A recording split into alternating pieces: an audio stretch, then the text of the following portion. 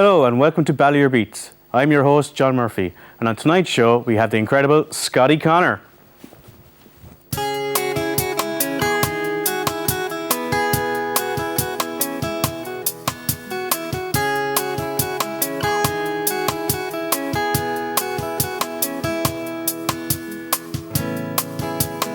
Million miles from home,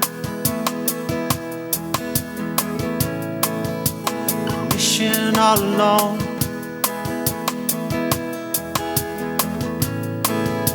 I met a girl so sweet, she knocked me off my feet. We found loving, isn't that something? Flying to the top of the world. We've been healing, feeling that feeling, gonna free that little mockingbird.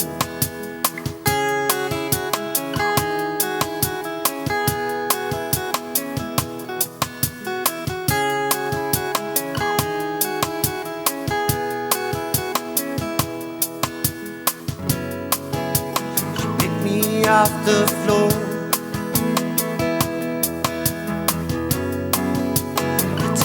to your door.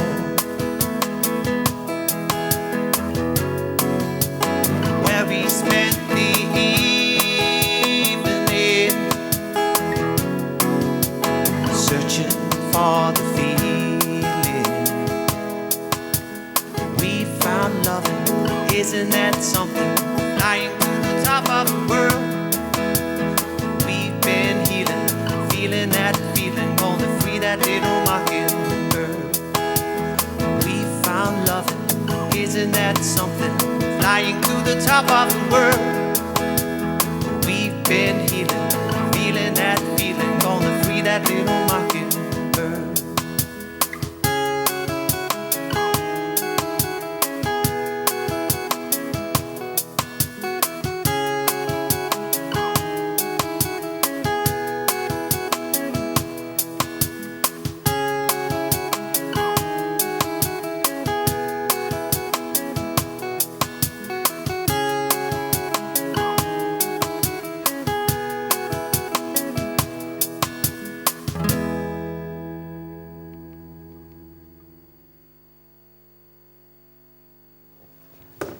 Pleasure to meet you, Scotty. How's it going, John? Thanks for having me. It's a pleasure to have you. So that was The Feeling, and where did the song The Feeling actually come from for you? Yeah, it's in the lyrics, really. You know, I met a girl so sweet, she knocked me off my feet, you know. The rest is history. Was that physically or just mentally? I'm saying nothing. Well, probably better off not. Yeah, man. So we kind of noticed from your accent, you're not a dub, are you? Whereabouts are you from? I'm from Scotland. From Scotland? Yeah, I'm from Paisley. Lots of famous people in Paisley. Yeah. Like who? Who else? More to date would probably be Paolo Nutini. He's doing very well just now. Jerry Rafferty. Okay. Baker Street, Steelers Wheel, Stuck in the Middle of You. Very Gerard good. Butler, the Galway girl. Yes, I love you.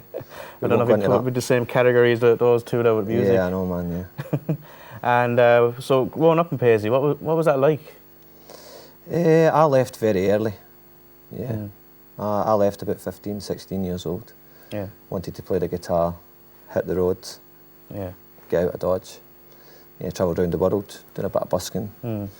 Always trying my hand at music, you know. And my songwriting's been since a very early age as well, maybe from the age of 12 when I first picked up a guitar, you know, after hearing Thin Lizzy, of course. Oh, very good. Yeah. And what would be your favourite song or album for Thin Lizzy? I think the best album for me would have been Live and Dangerous. Okay, very good. Yeah. Every time I'm in Grafton Street, I'm up to the statue, I worship the statue of Phil Lynott. He's my absolute hero. Yeah, always has been, you know. We didn't have many records, you know, growing up. And they were the kind of records that we had access to anyway, so it'd be in constant play, you know what I mean. So, Rory Gallagher was another one. Oh, Rory Gallagher. Yeah, one-man band. Yeah, totally. Just a man who should be more famous in Ireland, you think, all he's done for music?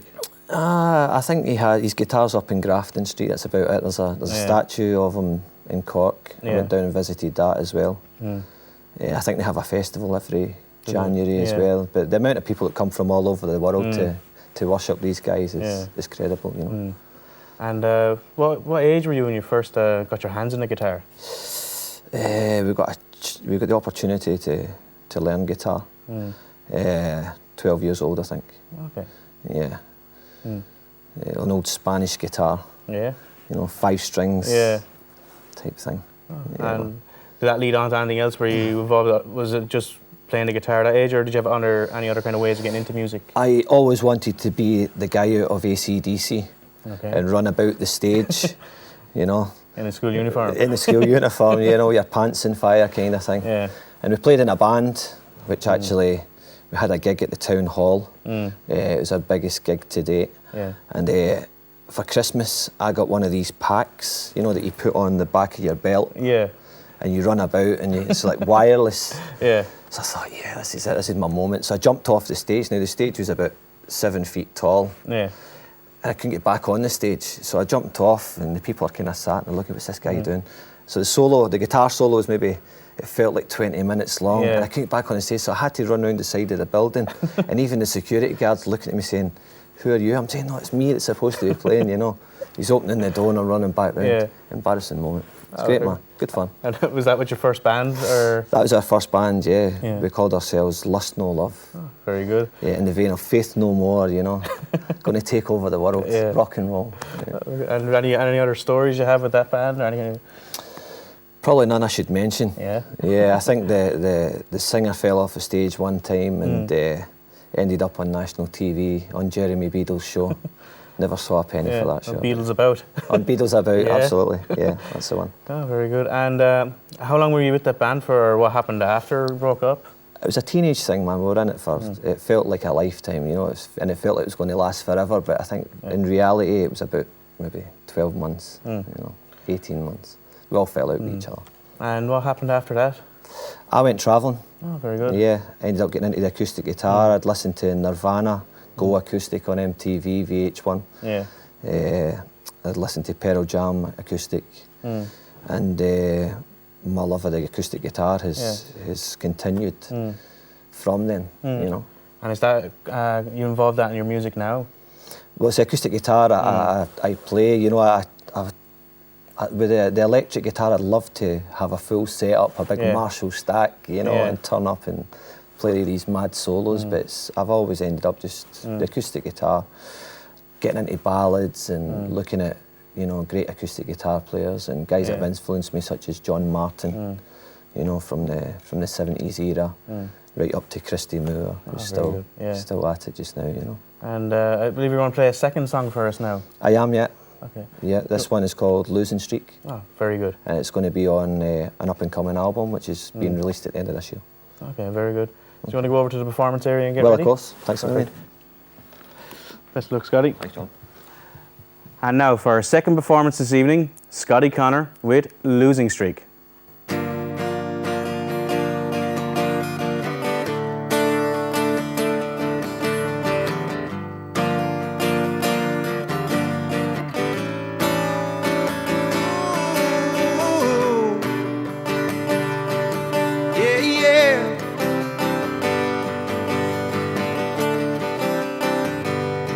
I'm on a losing streak. I know my way, but I just can't pick the day to find my way back home.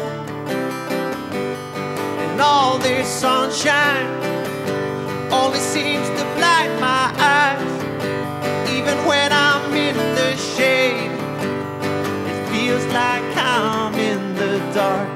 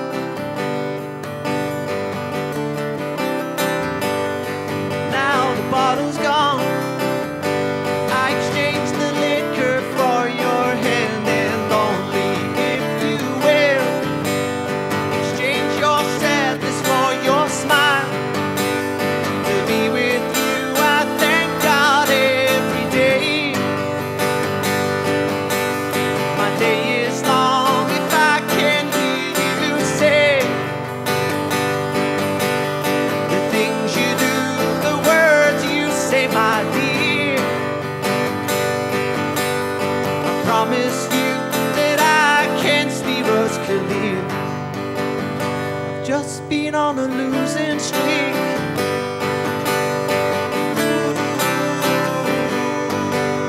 Yeah.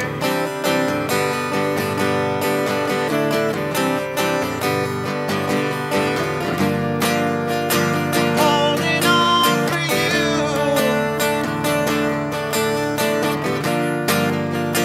Holding back the truth.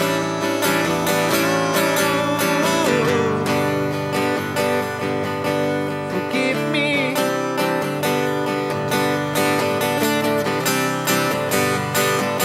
Forgive me.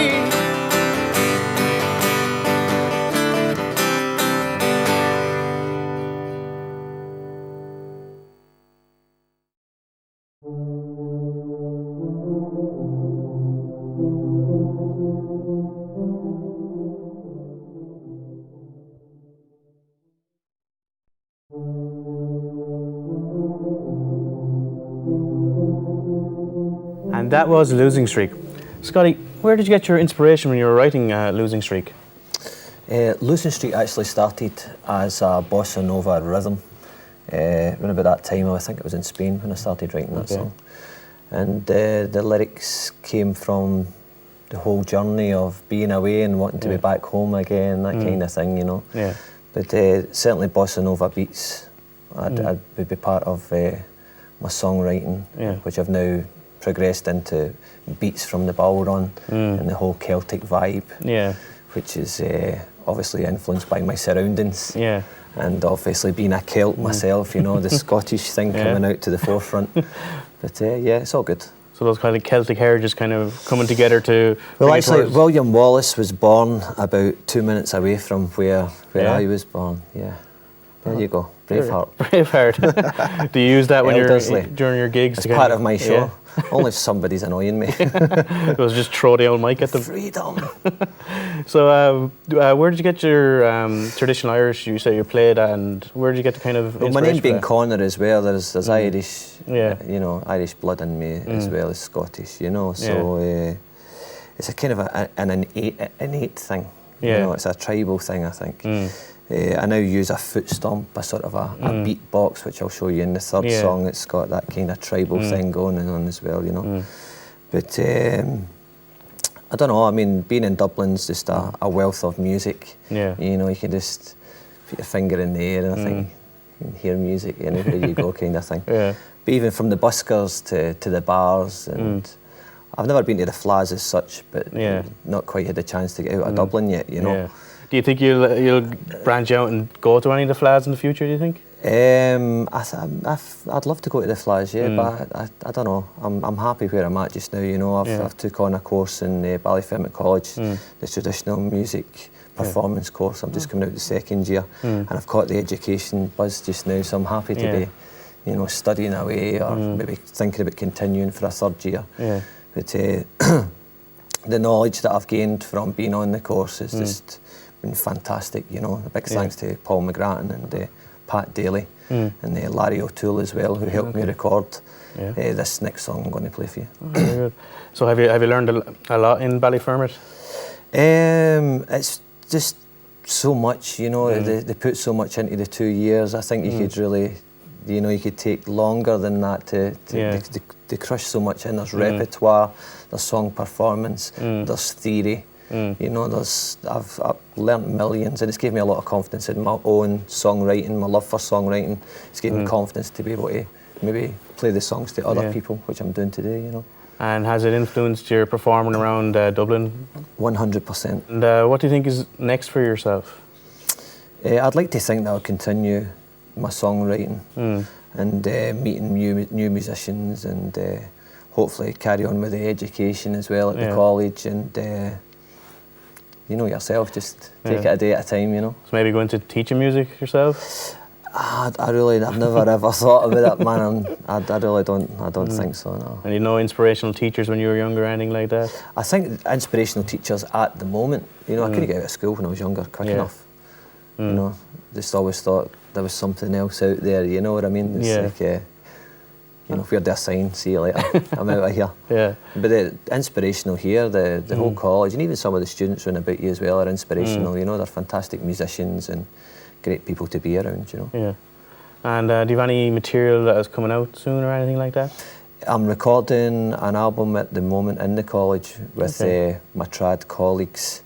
It's all traditional music, and on the off time I'm recording my own compositions with the help of the trad musicians as well, and the help of the likes of Pat Daly, who's helped me a lot with the arranging of the next song as well. So it's kind of like a community of musicians. There is a community, absolutely. If there's something going on and you don't go, it's because you don't want to go. It's not because you've not been invited. You know, everybody's asked along all the time, you know. I think that's a good part, a big part of traditional Irish music. The social aspect. For me, it's always been about the music, whether it's one person in the room or if it's a crowd of people. You know, it's a personal thing. It's just whatever your taste is, whatever rocks your boat. You know? And I believe that you're going to finish on a song for us called "Carry Me Home," is it? I am. This next song's called "Carry Me Home." I'm using the foot stomp in this one, and the guitar's in open G, which was inspired by the playing of Paul Brady, and also I think John Martin. I wrote this song round about the time of The Gathering, and I was looking for a song that had make a song with something with home in the title. So this is what I came up with, but it never got anywhere for The Gathering, but sure. Brilliant. But I'll play it for you anyway. Yeah, and hopefully you don't go too William Wallace on us and try and tear apart the set. I can't promise anything. But it's an absolute pleasure. Thanks very much, Sean. Pleasure's all mine. Best of luck in the future. Thank you very much. And playing us out this evening is Scotty Connor with "Carry Me Home."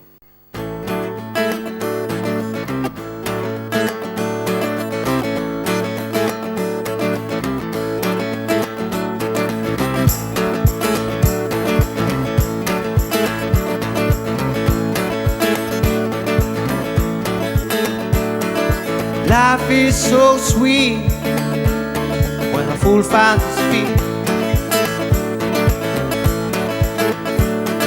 And I bless the day you chase my blues away. Chase my blues away.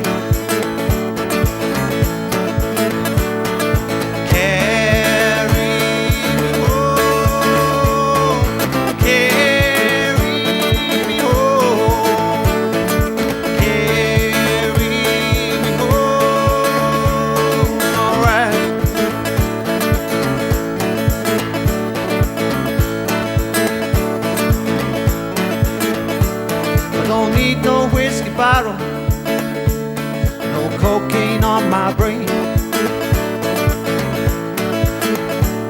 no sweet home Alabama, no fortune, no fame,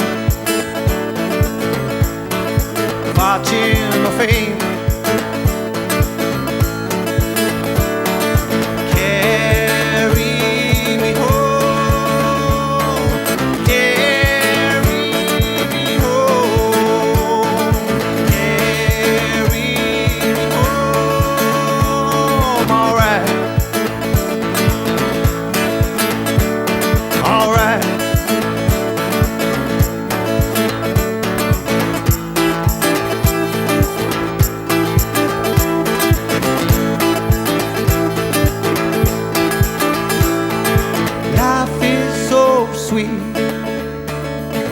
Finds his feet, and I bless the day you chased my blues away. Chased my blues away.